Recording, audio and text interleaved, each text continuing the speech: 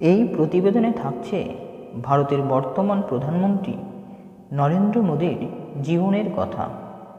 কিভাবে একজন চাওয়ালা ভারতের মতো একটি বিশাল দেশের প্রধানমন্ত্রী হয়ে উঠলেন তার কথা, তার শৈশবের কথা, তার শিক্ষাগত যোগ্যতা, তার স্ত্রী সহ পরিবার ত্যাগের কারণ, প্রধানমন্ত্রী হওয়ার পর তার গুরুত্বপূর্ণ কিছু পদক্ষেপ, তার জীবনের বিতর্কিত বিষয় ইত্যাদি আলোচনা থাকছে এই ভিডিওতে। নরেন্দ্র মোদী, পুরো নাম নরেন্দ্র দামোদর দাস মোদী। তিনি 1950 সালের 17 সেপ্টেম্বর পশ্চিম ভারতের গুজরাট রাজ্যের মহেসানা জেলার ভারনগরে জন্মগ্রহণ করেন।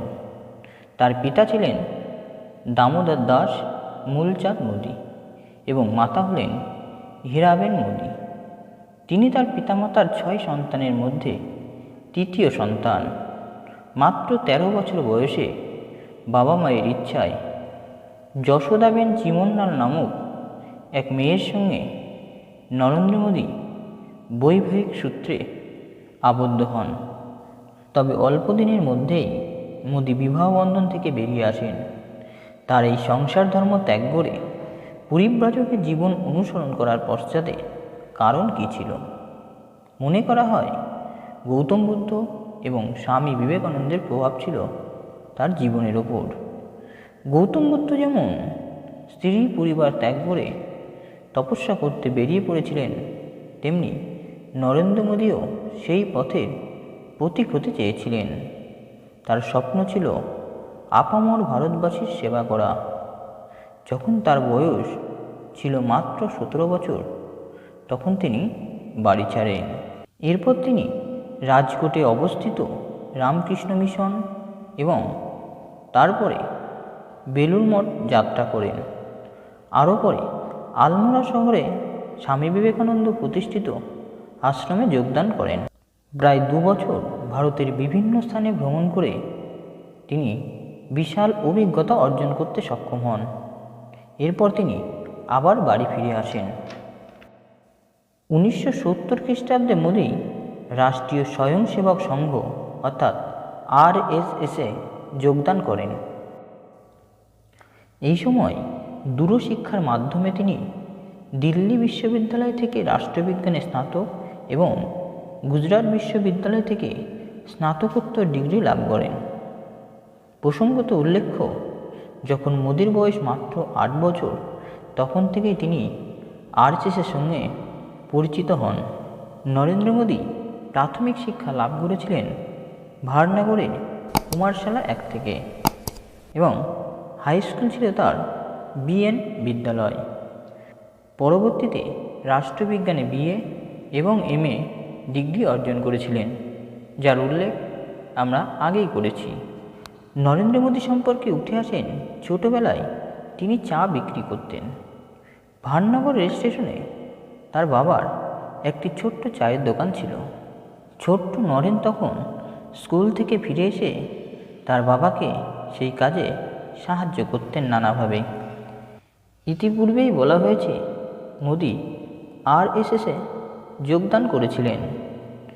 নাগপুর শহরে প্রশিক্ষণের পর RSSের ছাত্র সংগঠন অখিল ভারতীয় বিদ্যার্থী পরিষদের দায়িত্ব তার উপর ন্যস্ত হয়। 1975 সালে জরুরি অবস্থার সময় RSSকে নিষিদ্ধ ঘোষণা করা হলে মোদী নিজের গ্রেপ্তারি এড়ানোর জন্য কখনো শিখ, কখনো বা বয়স্ক ব্যক্তির ছদ্মবেশে অন্তরাল থেকে কেন্দ্রীয় সরকারের বিরুদ্ধে প্রচার পুস্তিকা বিতরণ এবং বিক্ষোভ সমাবেশ সংগঠিত করেছিলেন। 1985 সাল নাগাদ RSS মোদীকে ভারতীয় জনতা পার্টি বা BJPতে যোগদান করায়। এই সময় একতা যাত্রা সংগঠিত করে গুরুত্বপূর্ণ একজন সংগঠক হিসেবে নিজেকে মেলে ধরেন। 1988 সালে তিনি BJPর গুজরাট শাখার কার্যনির্বাহী সম্পাদক নির্বাচিত হন। এই পদে তার সাংগঠনিক দক্ষতা 1995 গুজরাটের সাধারণ নির্বাচনে জয়লাভে সাহায্য করে। এই বছরেরই শেষের দিকে মোদি ভারতীয় জনতা পার্টির জাতীয় সম্পাদক নির্বাচিত হন। 2001 সালের 7ই অক্টোবর মোদি গুজরাটের মুখ্যমন্ত্রী হিসেবে দায়িত্বভার গ্রহণ করেন। এই সময় কেশুভাই প্যাটেলের স্বাস্থ্য ভেঙে পড়লে তার বিরুদ্ধে ক্ষমতার অপব্যবহার, দুর্নীতি এবং 2001 সালের ভুজ ভূমিকম্পের প্রশাসনিক দুর্বলতার সুযোগে একজন বিকল্প মুখ্যমন্ত্রীর খোঁজ করতে থাকে বিজেপি। সেই বিকল্প ছিলেন নরেন্দ্র মোদী। ভারতের জাতীয় রাজনীতিতে আবির্ভাবের আগে নরেন্দ্র মোদী 4 বার গুজরাটের মুখ্যমন্ত্রী পদে অধিষ্ঠিত হয়েছিলেন।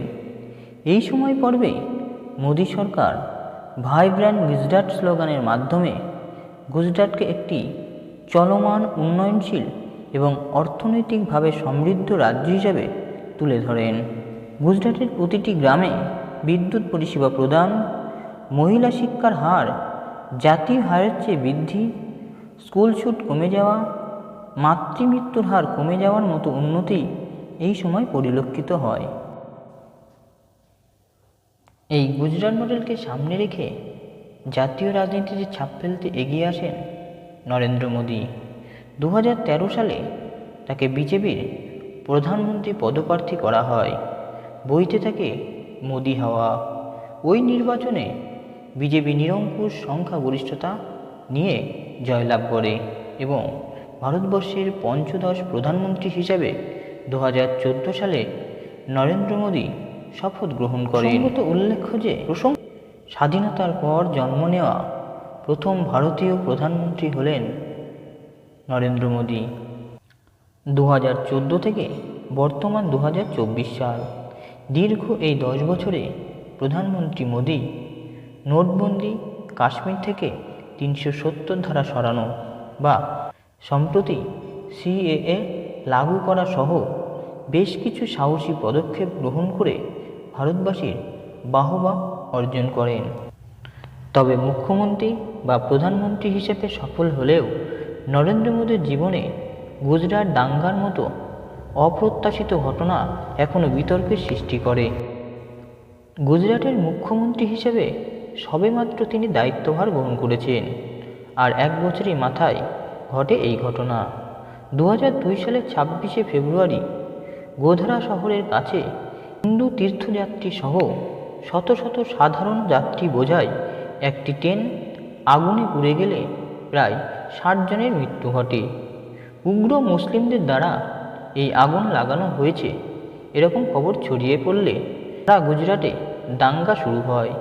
এই দাঙ্গায় হিন্দু মুসলিম মিলে প্রায় 1000-এর বেশি ব্যক্তি মারা যায়, আহত হয় হাজার হাজার ব্যক্তি। মোদী সরকার এই সময় বড় শহরগুলিতে কারফিউ জারি করে এবং দেখা মাত্রই গুলি করতে নির্দেশ দেয় প্রশাসনকে এবং দাঙ্গা থামাতে নামানো হয় বিশাল সেনা। তবে সরকারের পদক্ষেপ নিয়ে বিরোধীদের সমালোচনা এখনও থামেনি। এই ভিডিও আপনাদের কেমন লাগলো কমেন্ট বক্সে লিখে জানান। ভালো লাগলে অবশ্যই একটি লাইক করুন। চ্যানেলে নতুন হলে সাবস্ক্রাইব করে রাখুন। আর কোনো বিষয় সম্পর্কে জানতে চাইলে সেটাও কমেন্ট বক্সে লিখতে পারেন। ধন্যবাদ।